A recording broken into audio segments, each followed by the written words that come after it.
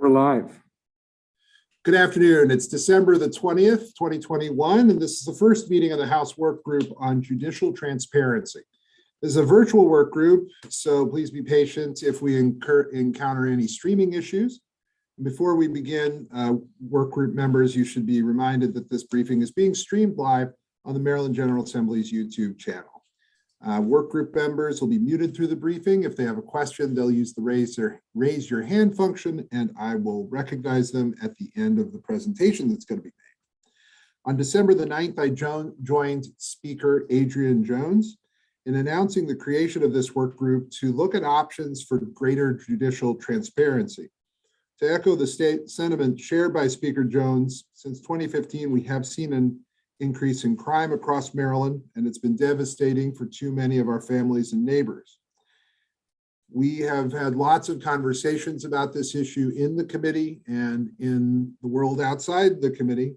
I think that it deserves and I and the speaker believe that this issue deserves a deeper dive as we look at issues related to public safety in the 2022 legislative session.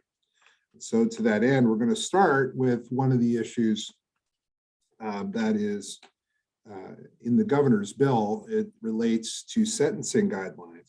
I'll mention first, though, that as we move forward with the work of this committee, we'll be looking at sentencing trends and practices, including the use of null process, plea bargains, and sentence modifications and reductions, decisions for granting the release of pretrial detainees, including releases on recognizance and electronic home monitoring, outcomes and timelines in acting upon reported violations of court-mandated supervision, and trends relating to dispositions regarding repeat offenders.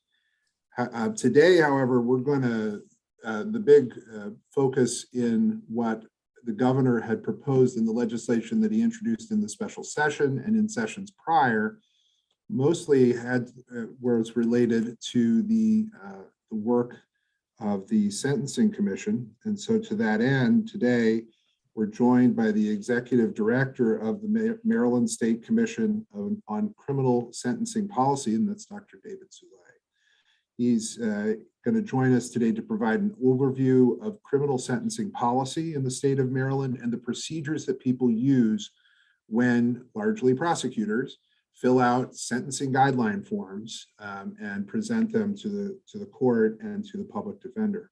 I'll also mention that members of the work group include, they're on the screen now, they include Delegates Deborah Davis, Rachel Jones, Delegate Rachel Munoz, who's joining us for her very first hearing, Delegate Haven Shoemaker, who will be a new arrival on the Judiciary Committee, and Delegate Nicole Williams. Delegate Rachel Jones will be with us, I understand, shortly.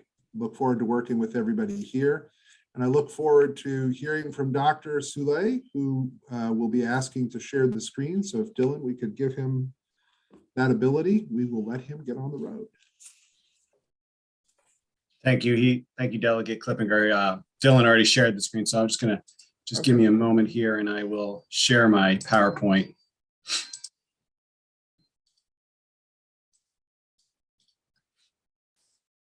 Okay, can everyone see my screen okay at this point? Great. So I appreciate the opportunity to be here this afternoon. Thank you for the invitation. Certainly appreciate the importance of the work of this work group. And my goal today is to be able to share some information about sentencing guidelines and the Sentencing Commission that maintains those sentencing guidelines. And so put together a presentation to kind of go over that process and how it works, and then really wanted to be able to share data with you all about what data is collected by the Sentencing Commission and how that information may be used to publicly share information regarding sentencing. So to get started with, I just thought I'd start with a brief history of the guidelines and the Sentencing Commission in Maryland. Maryland was one of the first states to initiate a sentencing guideline system. The judiciary introduced the concept of judicial sentencing guidelines in Maryland in the late 1970s in response to a growing concern regarding unwarranted sentencing disparity and a general interest in sentencing by the public, legislatures, and other elected officials. In April of 1979, the Sentencing Guidelines Advisory Board, formed by the judiciary, approved a system of voluntary guidelines that were to be piloted in 4 jurisdictions. These guidelines were then approved for statewide use in the circuit courts starting in 1983. And the guidelines were in effect for 15 years statewide with oversight by the judiciary. Then in 1999, the legislature created a permanent sentencing commission to oversee the sentencing guidelines. The MSCCSP, which is the acronym for the long name that Delegate Klippiger noted earlier, or Sentencing Commission, operates independent from any one branch of government. Just so you can get familiar with who's on the commission, this is an illustration. The commission is chaired by Judge Brett R. Wilson from the Circuit Court for Washington County. The membership also includes 3 additional judges, including representatives from each of the 2 trial courts and 1 appellate court representative who serves as the chief judge's designee. The remaining 15 members include a cross-section of criminal justice officials from the other 2 branches of government, as well as 2 public representatives. Appointed members serve terms of 4 years and are eligible for reappointment. So the Sentencing Commission is unique because it is a state agency, yet it is based at the University of Maryland. And in order to allow the commission to benefit from the shared research resources of the University of Maryland, the commission's office was established with guidance from and continues to be affiliated with the Criminology and Criminal Justice Department at the University of Maryland. The university connection reinforces the independent status of the commission by ensuring nonpartisan review and analyses of sentencing data. The Sentencing Commission has a staff of 4 full-time individuals, including myself, and 1 part-time graduate research assistant who works 20 hours per week during the academic year. So we are not a large agency in terms of staffing, but I think you'll see that there's a lot to the work that is performed by the Sentencing Commission. Now, the enabling legislation that created the commission outlines a statement of intent in Criminal Procedure Article 6-202, and that includes 6 goals. 6-202 states, first, that sentencing should be fair and proportional, and that sentencing policy should reduce unwarranted disparity, including any racial disparity. Second, sentencing policy should help citizens to understand how long a criminal will be confined. Third, sentencing policy should preserve meaningful judicial discretion and sufficient flexibility to allow individualized sentences. Fourth, sentencing guidelines should be voluntary. Fifth, the priority for the capacity and use of correctional facilities should be for the confinement of violent and career criminals. And finally, sentencing judges in the state should be able to impose the most appropriate criminal penalties, including corrections options programs for appropriate criminals.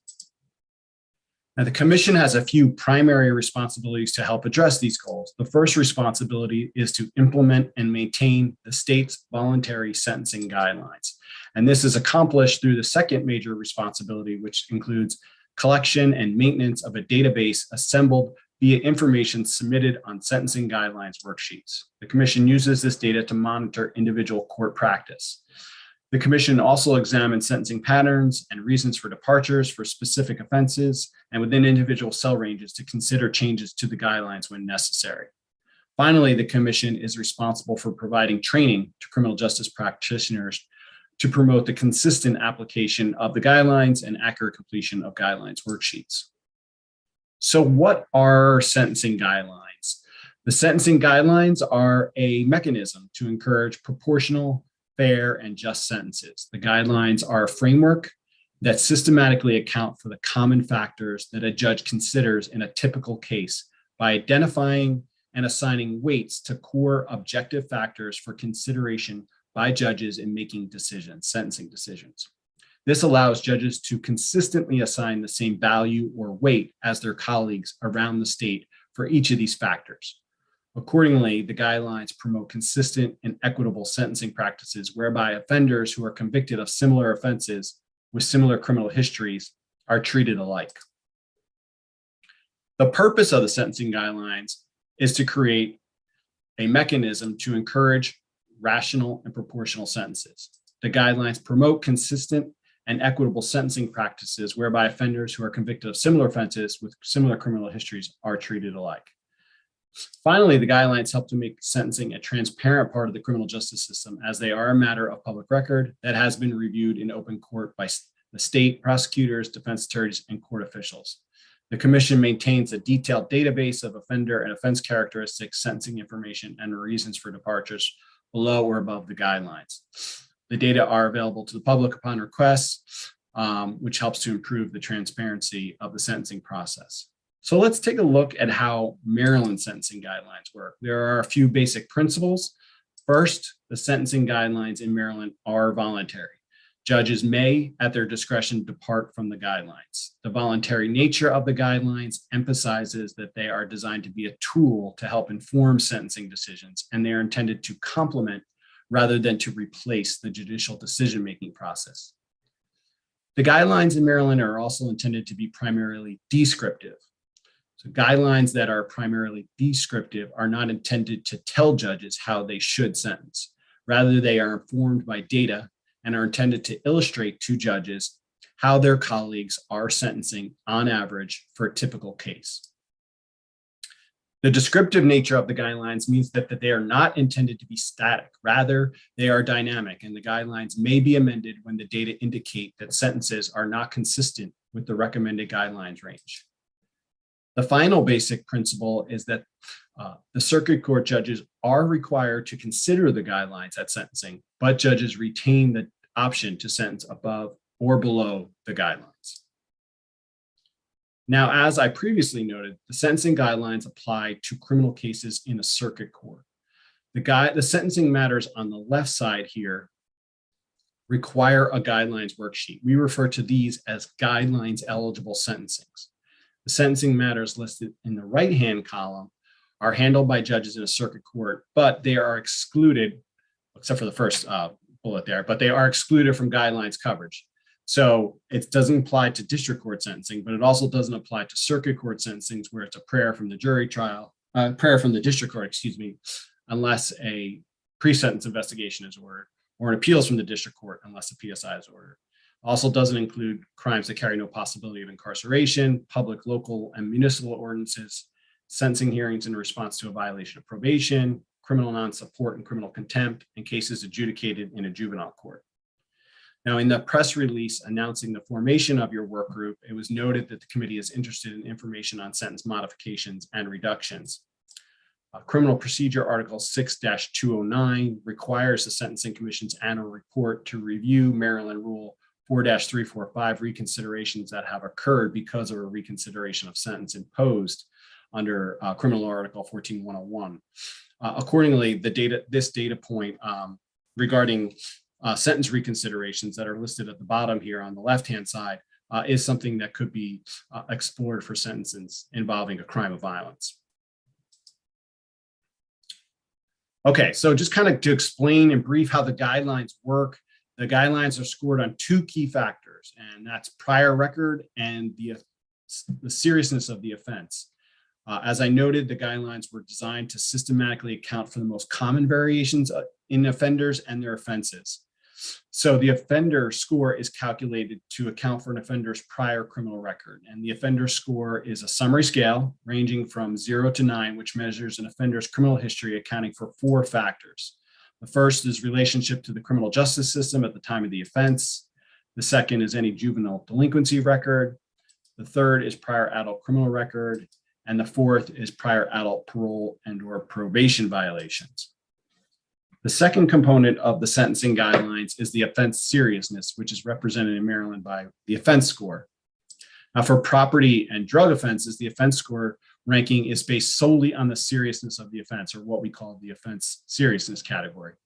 For person offenses, the offense score is calculated by considering 3 additional factors. The additional factors include victim injury, weapon presence, and special victim vulnerability.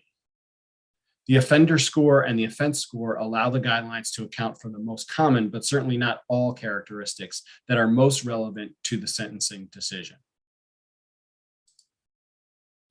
So as I noted, the guidelines are scored on two key factors, excuse me. And I think the easiest way to illustrate kind of in a nutshell how they work is to illustrate one of the sentencing matrices. There's 3 sentencing matrices for 3 broad categories of offenses in Maryland: person, drug, and property matrix, which is illustrated here. One thing I do want to know before I get into that is I should note that very recently on December 7th, the commission voted to amend the property and drug guidelines, and I will discuss those amendments later in the presentation. But for now, this is the current sentencing guidelines for property offenses. As you can see, the guidelines recommend whether to incarcerate an offender, and if so, provide a recommended sentencing range. The first column on the left represents the offense seriousness category. So property offenses are ranked in seriousness from 7 being the least serious to 2 being the most serious.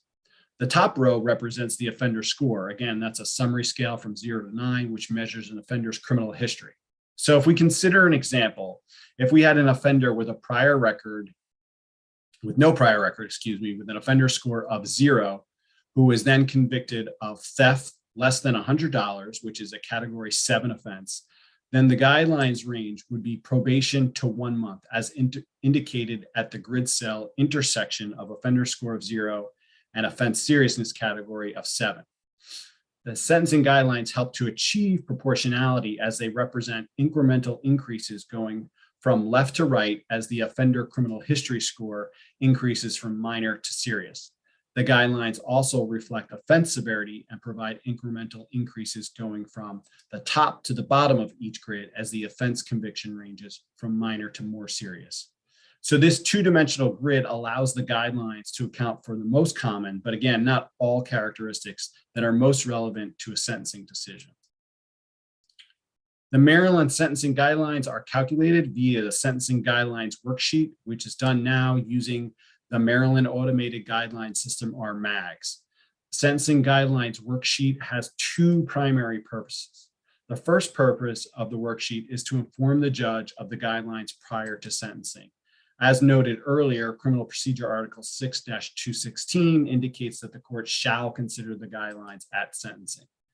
The second purpose of the worksheet is to provide data so that the commission can make informed decisions about sentencing policy. Much of the work of the Sentencing Commission is related to that data, and it's data-driven, and that starts with all the information that we collect via the guidelines worksheets in MAGS.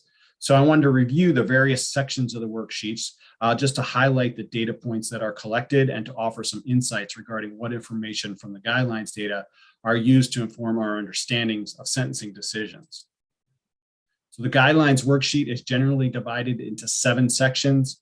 The first 6 sections are offender and a case information, convicted offense score, offender score, offense score, victim information, the individual and overall guidelines range, and the sentence and departure information. And I will review the data that's collected in each of those sections, with the exception of the offense and offender score, which I already discussed. So the first section at the top of the worksheet collects demographic information about the defendant and case-related information.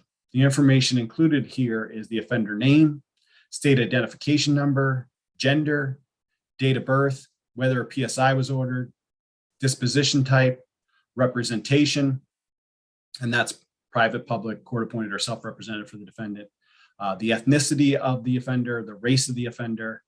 Finally, this section also includes information whether the particular sentence was a Maryland Rule 4-345 reconsideration or 3-judge panel review, which I mentioned earlier.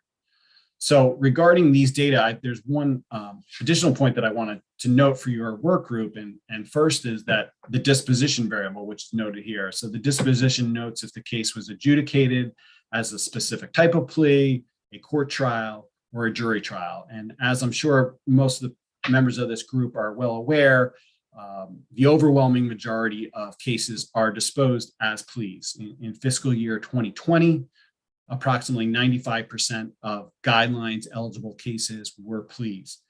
Further, approximately 51% of pleas were binding pleas in fiscal year 2020. Binding pleas, for those who may not be familiar, are 3-party agreements in which the defense and the state present to the court on the record an agreement that incorporates a specific sentence. And if the judge accepts that agreement, it is binding on the court pursuant to Maryland Rule 4-243C. So when looking at sentencing, is always going to be important to consider how pleas impact those sentences.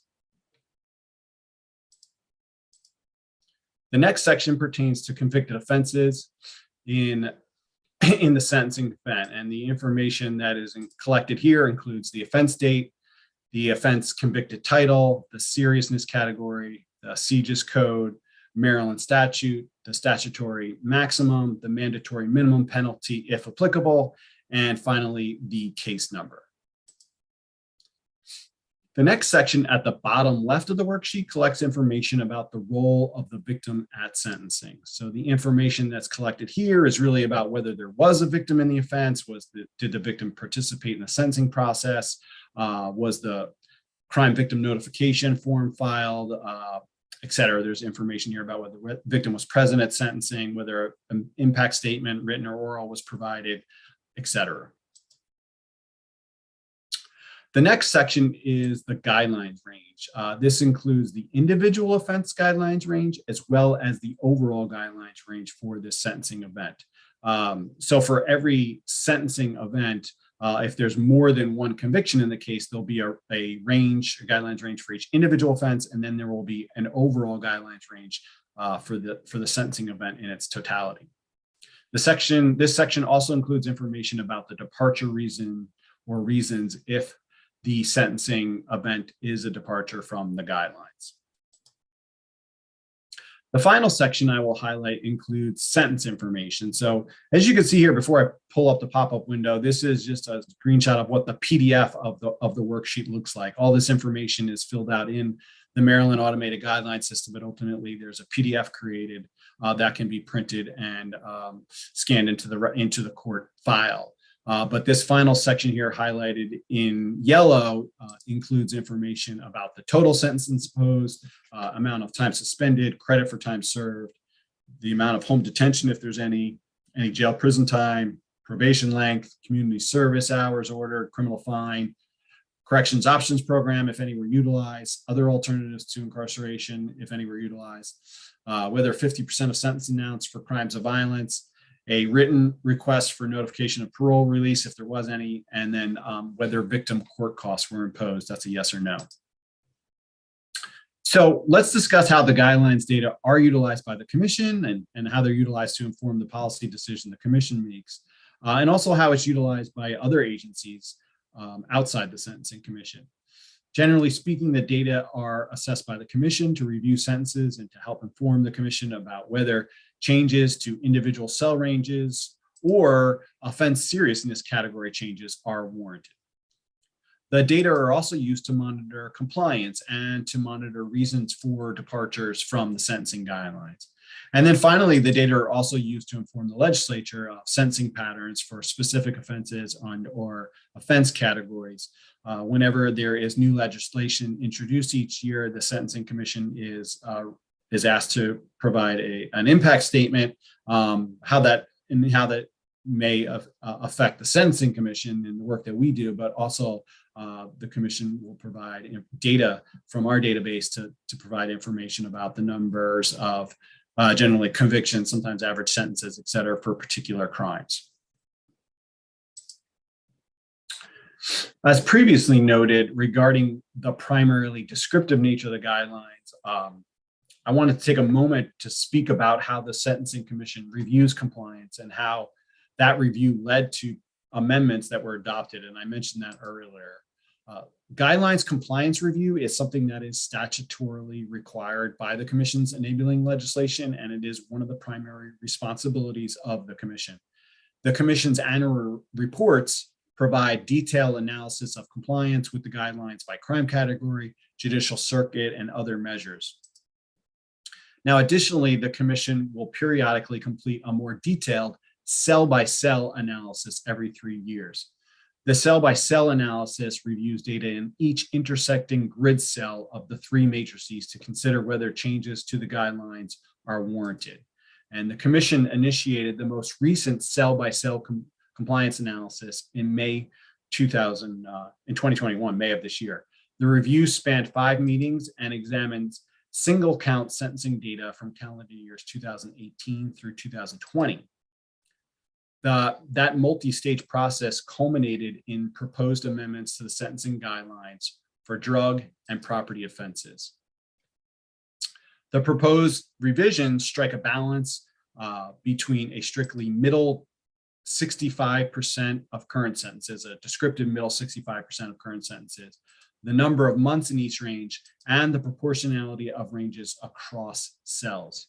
The commission examined the middle 65% because it reflects the average or middle sentence for a particular cell while excluding outlier sentences at either end of the range.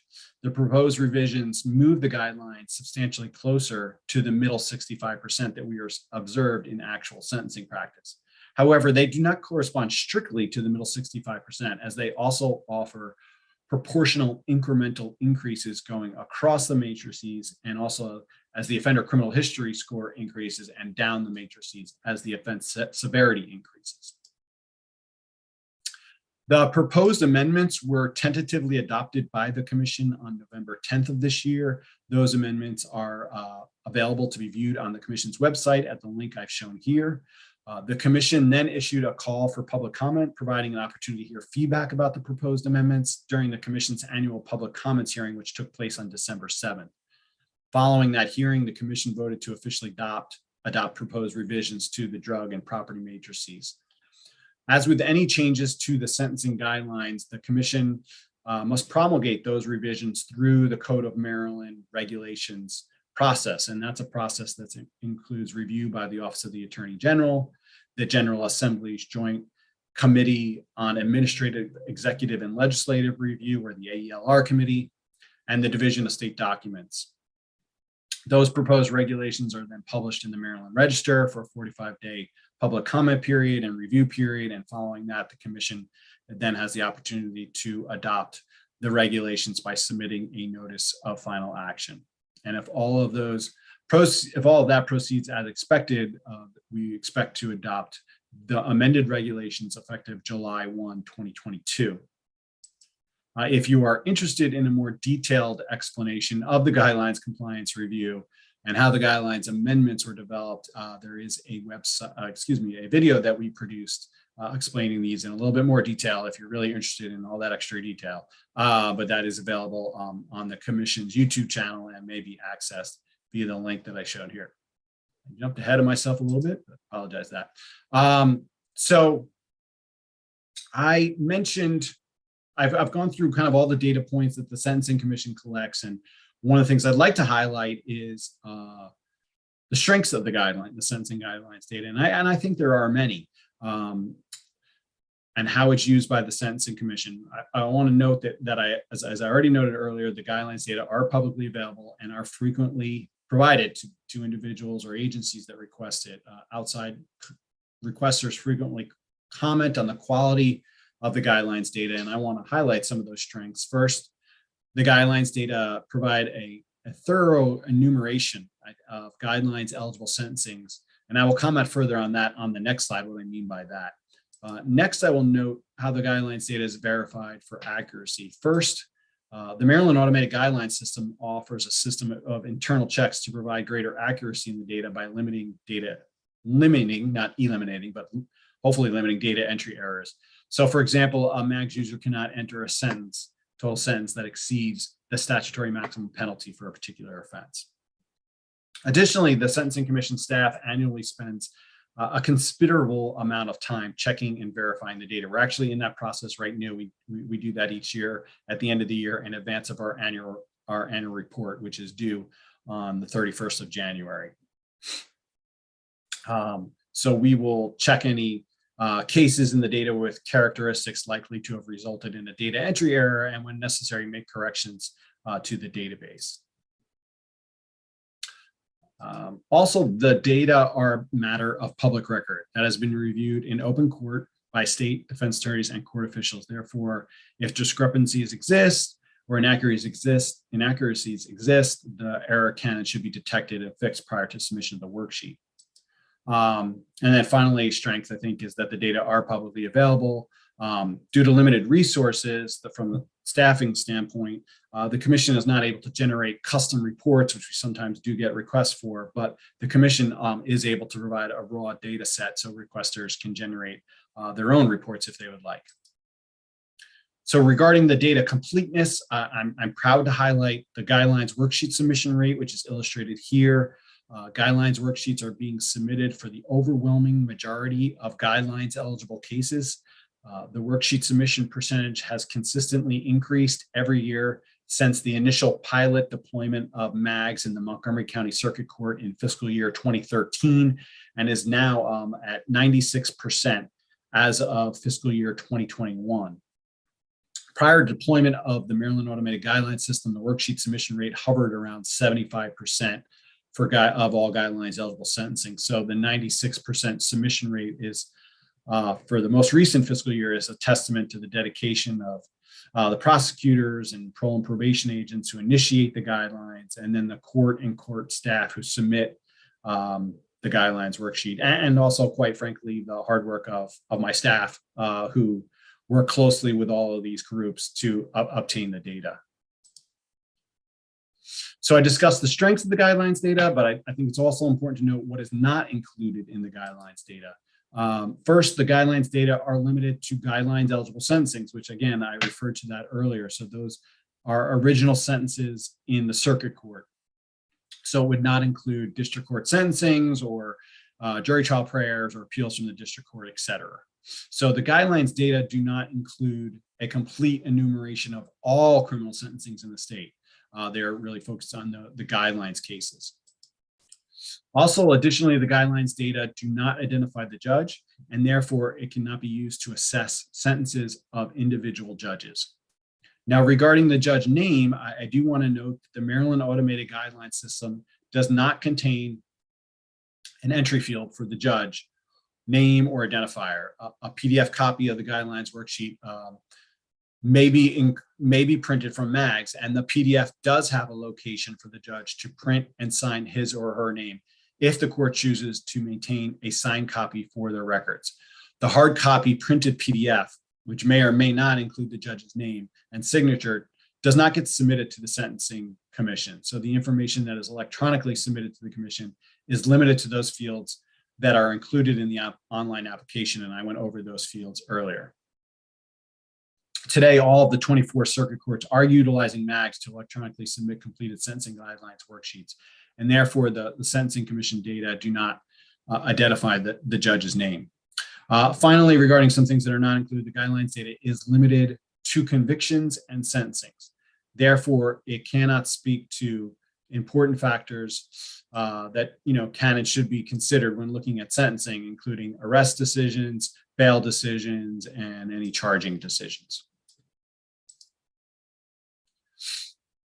Now, I thought I would do, since this is a work group regarding judicial transparency, I thought I would take an opportunity to relay the position that the Sentencing Commission has previously stated with respect to prior legislation that was introduced. In prior years, the commission majority opposed legislation that would require the Sentencing Commission to collect the judge's name and then subsequently publish the equivalent of a judge report card, which would list sentences and guidelines compliance by judge for all crimes of violence. A majority of the sentencing commissioners opposed this legislation introduced in 2019 and 2020 for two primary reasons. First, the majority from 2019 and 20 believed the requirement to report sentencing information by individual judge conflicted with the enabling legislation of the Sentencing Commission.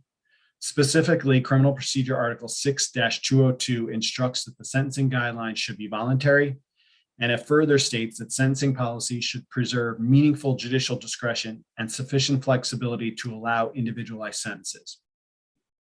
Opposition was expressed because of the belief that publishing judge-specific sentencing data would potentially change the nature of the sentencing guidelines from recommendations to edicts. The second primary reason for opposition is that by requiring the commission to publish judge-specific reports, the perception of the Sentencing Commission may shift from its current role as an objective manager of the sentencing guidelines to a role as a monitor of individual judge performance. And when the legislation was last considered by the Sentencing Commission, again, which would have been during the 2020 session, several commissioners noted that the role of the commission was not intended to be that of enabling the grading of the performance of any individual trial judge. The guidelines and the corresponding data collected via the worksheet were designed for general policy development rather than for monitoring individual judicial behavior. So with that being said, I would like to highlight some of the ways in which the commission is public and is transparent in its deliberations and reportings and on the information that it provides. First, the commission maintains a website that I believe is a very valuable resource for information regarding sentencing in the state of Maryland. It is regularly updated and it includes various reports that help inform about sentencing. One of those reports that helps to inform publicly about circuit court sentencings is the Sentencing Snapshot. The Sentencing Snapshot is intended to provide an easy to digest infographic review of sentencing trends and other topics of interest. The most recent issue of the Sentencing Snapshot was published in October of 2021. It provides a closer look at sentencing trends in Maryland circuit courts for third-degree sex offense. And we have been encouraged by the positive feedback regarding the Sentencing Snapshot, and as we believe they aid in the public's understanding of sentencing policies and practices. All issues of the Sentencing Snapshot are available on the Sentencing Commission website. Additionally, the snapshot is delivered by email to approximately 1,100 recipients of our e-news distribution list and is also delivered to the members of the House Judiciary Committee. Now, of particular interest to this work group may be the Sentencing Snapshot that was published in July 2020. This particular issue examined crimes of violence and firearms offenses in the Maryland Circuit Courts. Among other analysis, the issue presents the average sentence by prior record for the most common crimes of violence. And I'm noting this because the work group expressed interest in looking at dispositions for those who are convicted of crime of violence. The other things that I want to note is the Sentencing Commission maintains a comprehensive database with information on guidelines cases that are sentenced in circuit courts. And as I've already noted, we readily provide that data to anyone who requests it. Further, we publish a detailed data codebook on the Sentencing Commission website that explains all the data elements contained within the guidelines data.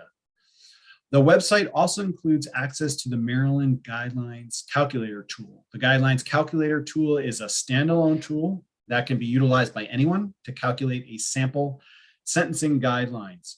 It does not require a user identification or any password or anything.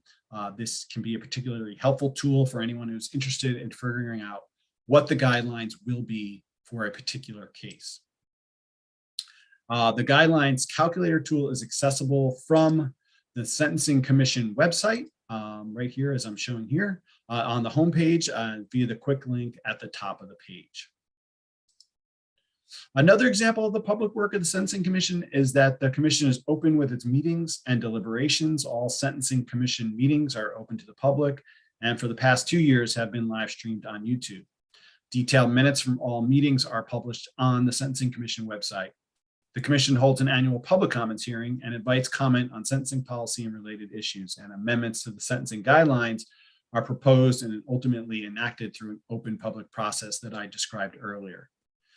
Finally, the Commission maintains a help desk that is available from 9 to 5, Monday through Friday, and the Commission responds to inquiries from the public regarding sentencing, for example, inquiries from family members of individuals who are incarcerated or victims representatives, et cetera, and we are available and happy to answer those questions. We also provide training and online webinars regarding the sentencing guidelines, and if anyone has ever called the Sentencing Commission's help desk, and if any of you have, you know that our my staff is incredibly helpful, and they go above and beyond. And so although we are a small staff, I am really proud of the services that we are able to provide and the action that we take in response to calls and emails that come through the Commission. So I will wrap up there. Just by saying it's the goal that the sentencing guidelines and the corresponding work of the Sentencing Commission to help inform and promote fair, proportional, and non-disparate sentencing practices. And if you're interested in learning more about this work, I encourage you to visit the Sentencing Commission website, which I've noted here, or contact us for more information. So thank you. I will stop sharing my screen so I can see everyone. It's hard. I apologize if anyone raised their hand while I was speaking. It was hard to see individuals while I have the presentation up on my screen. No, that's absolutely fine. And we'll start to take questions now. We'll start with Delegate Williams. Delegate Nicole Williams, please. Thank you, Mr. Chair, and thank you, Dr. Soul, for your presentation. In the presentation, you mentioned the previous legislation that was introduced with regards to posting of judges' disposition on cases and things like that. I guess one of the question that I have is, does the commission or has the commission thought about or issued any type of statements with regards to any other items that they think could be modified as it relates to the sentencing guidelines? For example, you mentioned that the guidelines are not required for district court criminal cases, for an example, but yet some of those cases do result in incarceration of individuals. And so my question is whether or not the commission has given any consideration as to whether or not the district court criminal cases should be somewhat required in the same vein as the circuit court cases. Understand that they're still voluntary in nature regardless. Right. I guess that was one of the questions that I had with regards to the commission, if that was ever considered or thought about, or if the commission has a opinion about that. I think I appreciate that question. That's a good question. So the answer is the commission has not revisited that issue recently. It was something that was addressed by what we call the study commission. The study commission was a temporary sentencing commission that preceded the establishment of the permanent sentencing commission. I was in place for 3 years, and they issued a report. And at that time, they concluded that the guidelines should not be applied in the district court. And frankly, a lot of that came from feedback that they received from the district courts about the difficulty in being able to implement a sentencing guideline system in the district court, given the caseload and the additional work that would be required for all the prosecutors to be able to access the prior criminal history information and calculate the sentencing guidelines. So it hasn't been revisited since that time. I will note that statutorily, the guidelines are only required the judges are required to consider them in circuit court. I do know that anecdotally, some district court judges will ask their prosecutors or whoever, or recommend to their colleagues that they run the guidelines. And by that, I mean utilize the guidelines calculator tool to calculate the guidelines so that they can see what they would, what the guidelines would be and what the typical sentence would be or the average sentence would be for a typical case. So they are not formally required, but I know that there are some judges that will do that. There are some offenses that have concurrent jurisdiction in the district court and circuit court. The one thing that would have to be considered that it may need to be two separate sets of guidelines, because many of the offenses that are tried in the district court would be lower level misdemeanors, and most of those offenses would probably be Category 7 offenses in our guidelines, right? Which is the least serious offense category. So to me, I haven't put any more thought into that, to be honest. But if they were, I think it would have to be almost a different level of matrices to look at that, and really would have to kind of study the average sentences that are handed down in the district court in order to replicate the way the guidelines are set up in the circuit courts in Maryland. Okay, thank you. Questions from anyone else on the work group? And I don't see any just yet, so I'll ask a couple. Maybe that'll jog some questions for people. A lot of the times in court, we talk about a guideline sentence. There are prosecutors, maybe including this one, who will make a plea offer and say, I'm going to ask for a sentence within the guidelines. You've talked a lot this afternoon about how guideline sentences are seen to be, are treated to be, I should say, it's sort of voluntary. But there are certain can you get into it a little greater detail of what additional information is required of judges should they decide to go over the guidelines or go under the guidelines?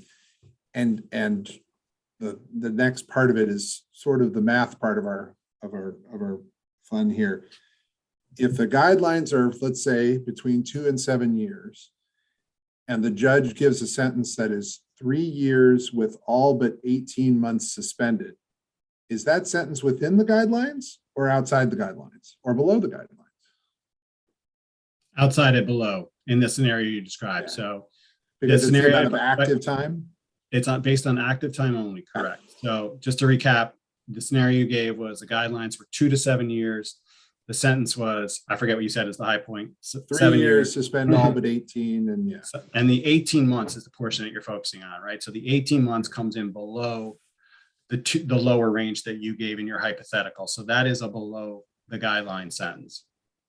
To get back to your first part of the question, what is required? Judges are asked to document the reason for going below the guidelines, whether it's above the guidelines or below the guidelines. And so we have a box in the guidelines worksheet in the Maryland Automated Guidelines System that allows them to provide that information. There are a list, there's a drop down of the common reasons so that they can provide for reasons going above the guidelines or below the guidelines. And then there's a text box to provide more additional details if they feel like the common reasons don't sufficiently explain the answers. The most common reason for going below the guidelines is that there was a plea agreement that called for a reduced sentence. The most common reason for going above the guidelines was that it was a recommendation of the state's attorney's office or parole and probation agent. If there's a PSI ordered, parole and probation will calculate the sentencing guidelines. That's about 20 to 25% of circuit court guidelines eligible sentencings. And the rest of the time, it's the prosecutor's office that will complete the sentencing guidelines worksheet. Going to a question about plea bargains. There are times when the two parties, the plaintiff and the defendant, the state will come in and plea a case out, and the judge won't have anything to do with it. There are open pleas and there are closed, effectively, locked in pleas is the way I sometimes describe them. And I think they're described in. Can you talk a little bit more? I think they're described as an ABA plea in the process. Does the Sentencing Commission distinguish in any way or keep track of how many? You indicated the 95%, yes. So yes, you keep track of the number of cases that go to a plea, right? But you keep track of the distinction between the number of cases where the judge has bound themselves versus the number that they haven't. We do. So we used to refer to them as ABA pleas. We changed that as of April 1, 2021. So just April 1, 2021. And we now adopted the way more easy to understand MSCCSP binding plea. And there's a whole list of reasons for that, which I don't know that I'll need to go into unless you want me to. But ABA plea, the term ABA plea was not universally understood or recognized. But what it really means is a binding plea. And so you alluded to this, Delegate Klippinger, about in Maryland, there's a binding plea pursuant to Maryland Rule 4-243C. So that's binding pleas are three-party agreements in which the defense and the state present to the court on the record an agreement that incorporates a specific sentence. And if the judge accepts that agreement, it is binding on the court. And so the second part of your question, yes, the commission has a separate category of pleas in which we measure that.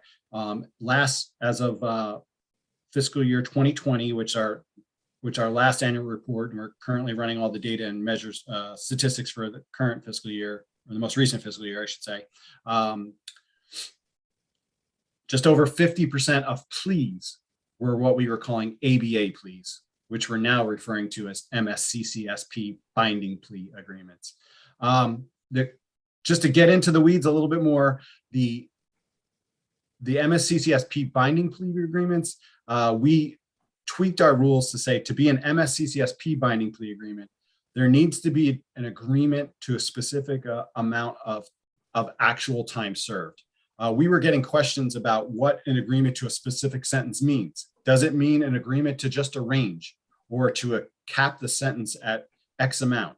And so the commission studied that and decided, no, that's really not what the intent was. It was an agreement to the actual amount of active time served. It could be an agreement to no time served, to be clear. It could be an agreement to a fully suspended sentence with, whatever other parameters of the sentence it may have, but there has to be an agreement to the active amount of time served. And so that's what we're now calling an MSCCSP plea agreement, which again is the binding plea agreement that you referenced earlier. And that is just over 50% of pleas fall into that category. I have a couple more questions, but there are a couple more questions, many more questions that have just popped up on the screen. And so we will now go to these questions and try not to completely freak out our newest delegate, Delegate Rachel Munoz, who will be asking her very first question and should feel absolutely no pressure at all. Delegate Rachel Munoz, please. Thank you so much, Mr. Chair. Dr. Soul, my understanding is that the binding plea agreements that you were just talking about are always guideline compliant regardless of the details. Is that correct? That is correct. That's a rule the commission adopted in 2001.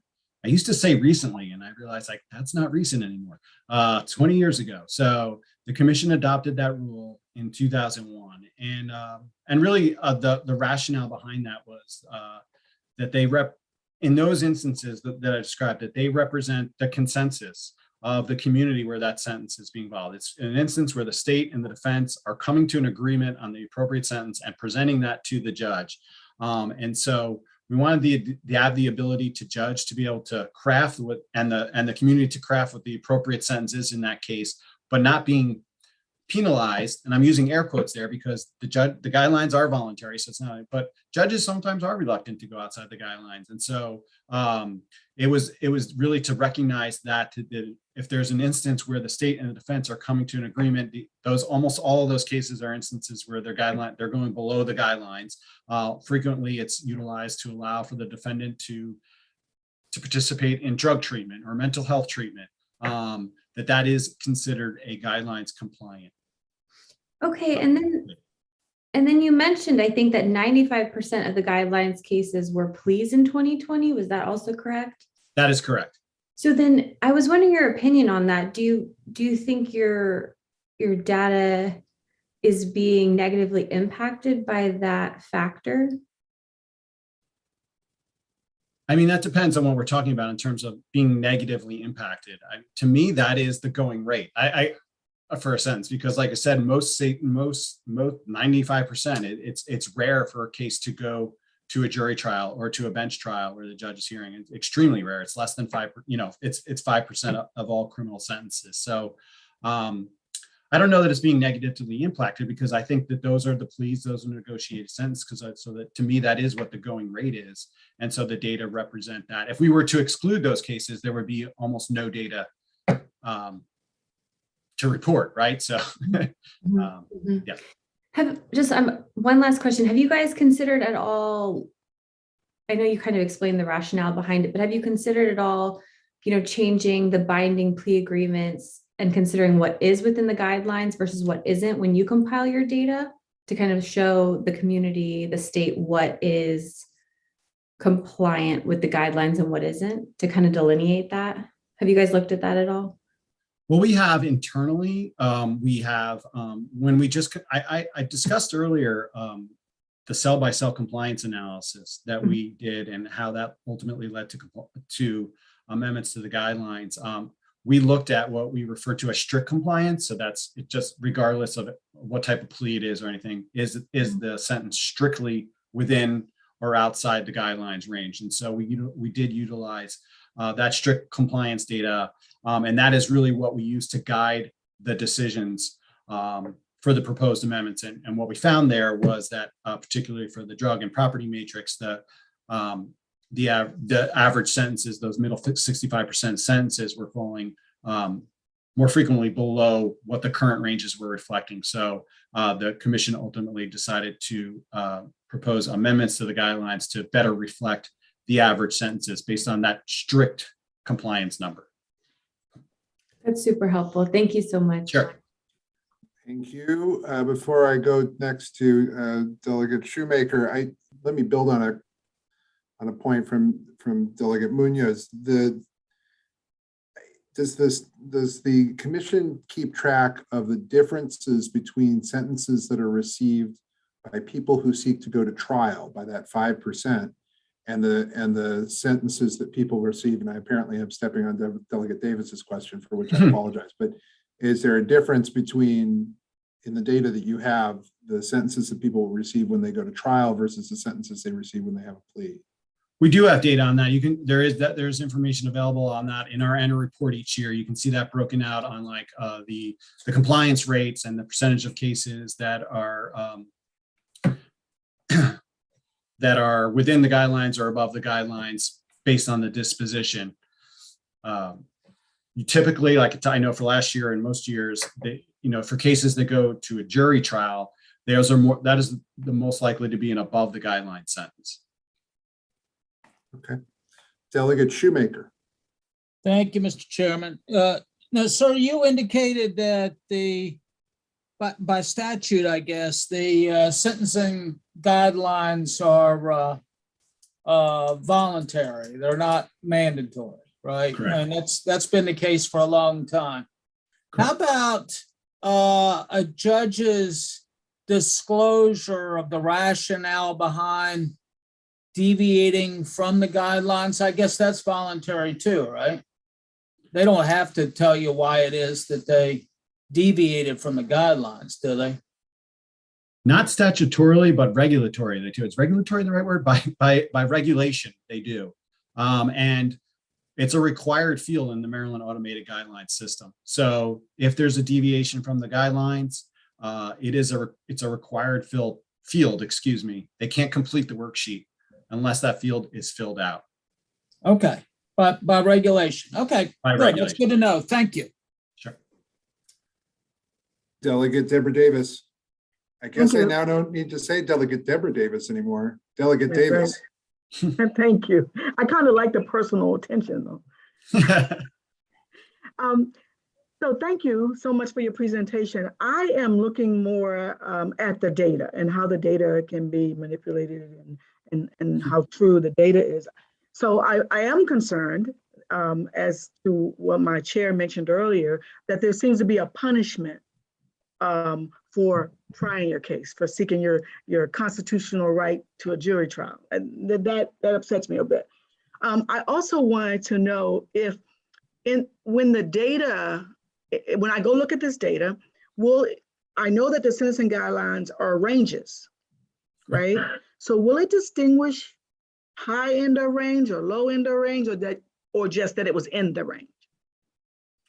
That's a good question. I mean, if you were to receive a data set from us, you would just have a measure of whether it was within the data, within the range, not whether it was in high range or low range. I mean, there's sometimes on various reports, that's a statistic that we calculate. But it's not something that is readily available in the raw data, if that makes sense. Okay. We will calculate for various, if we're looking at information, depending on what issue we're looking at, we sometimes calculate something as what we call the percentage of the mean guidelines range. And it's actually a very good measure because, you can look at average sentences, but it's really hard to compare apples to oranges for average sentences. The guidelines, but if you look at the percentage of the guidelines means, that tells you a lot more meaningful information because that accounts for the offender score and the offense seriousness category. So if you look at where the sentence falls relative to the guidelines midpoint, and then did it fall above the guidelines midpoint or below the guidelines midpoint, that's a meaningful statistic. So that's something that we do calculate in various reports that we may do, but if that's not something, when the data that we're providing is just really the raw data that you are seeing that I pointed out, all the data points that are collected via the guidelines worksheet. All right, thank you. If I may, Mr. Chair. Another circumstance that could affect the data would be time served. Sometimes sentencing is based upon time served. Is that reflected in the data at all? It is. We have a measure called guidelines applicable sentence. Okay, so guidelines applicable sentence includes time served. Chairman Klippinger got at it earlier. Okay, getting at what is a guideline sentence, and that's active time, right? So that it's not suspended time, but it does include credited time. So when we calculate statistics on average sentence, et cetera, that does include credited time. So if an offender got a sentence of 3 years, fully suspended, except for time served, that time served portion would be counted towards the guidelines in terms of, incarceration period. So that is something that's in there, that is in the data and is accounted for. And lastly, my colleague Delegate Williams mentioned district court data. Now, Yeah. I believe it's really important because you're using prior convictions as a condition on sentencing at the circuit court. And if we're not charting district court convictions, we may be missing something. Okay, thank you. Okay, you're welcome. Just to be clear, when you look at doctor, when you look at when people fill out the sentencing guidelines, they're looking at their full criminal background. So they look at convictions that they got from district court. It may not, correct. It looks at Correct. convictions that they may receive, and so that adds into whether they have a minor, moderate, or okay. Right. It doesn't account for the sentences they received at the district court. It's just, was there a conviction? What was the conviction? And so that it's based on, the number of prior convictions, but also what were those? So if you have one prior for a murder, rape, then you're going to have a major criminal record. But you can, if you have 5 or 6, trespassing offenses, that's still a minor criminal record. So it takes into account the seriousness of the prior conviction and the number of prior convictions, but it doesn't account for, there's no calculation considering what sentences were handed down at the district court. Go in a different direction, and then if anybody else has any questions, we'll take them, and then I think we're going to be close to wrapping up here. Let me go to the question you indicated, and on the guidelines form, it talks about whether the victim submitted their form, their involvement form, that whether they were present, whether they make a victim impact statement. I think part of some of the tension on this issue is trying to compare apples, oranges, and kumquats. That the conviction for a second-degree assault in one case might reflect the fact that it was actually a really bad assault that was pled down to a second-degree assault.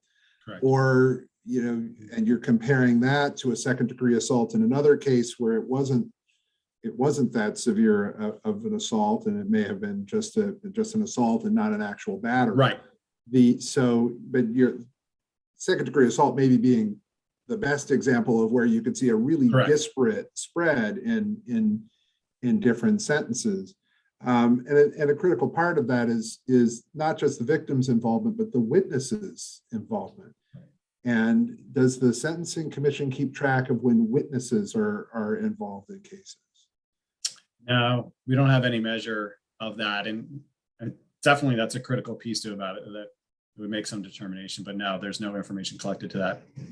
I guess it goes to the question of, as we've discussed, as 95% of these cases come to some sort of plea arrangement, how you determine how to compare cases, I think becomes challenging if you break it down into a sort of an atomic level, I think.